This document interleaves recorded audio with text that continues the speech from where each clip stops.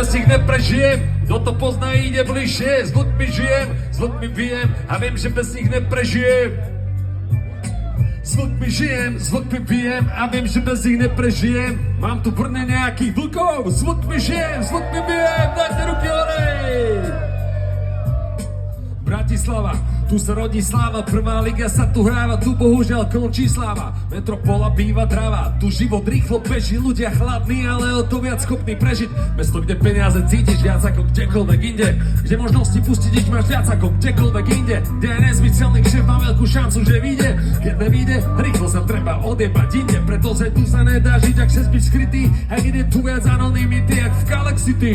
Keď som sa prišiel, prežil som pár mesiacov na kraji Petržalky, zrazu odkazaných na špagety, na horálky. Učil som sa dávať pozor na zápalky, na fašistov nočáku, čo nemajú bombery ani pálky. Drzí šoféry, štoféry, pozery, snoby z opery a samozrejme ty neschopný, nespokojný cez polný. Nezjašaš týchto ľudí celé toto mesto, len preto, že ťa kedysi ojebal Exláš pred Teskom a potom si zobral taxík, čo stal v rade pre takých ako ty, na nimi za 200 pade. Si ako malé diecko, čo hneď reve, keď sa ísnú, ale neotvoria mu dvere, čo sa nevrátiš naspäť, keď ťa to tu tak sere. Chceš s ľuďmi žiť, musíš s nimi byť, otvoria ti dvere. Ja som tu bol doma, tiež som blúdil, chvíľu to trvá, kým dáš ty správnych ľudí. Nezabudám, odkiaľ som prišiel, ale teraz kopem za tých, ku ktorým mám bližšie. Viem, že mám správnych ľudí za sebou a to není žiadna falož ako placebo.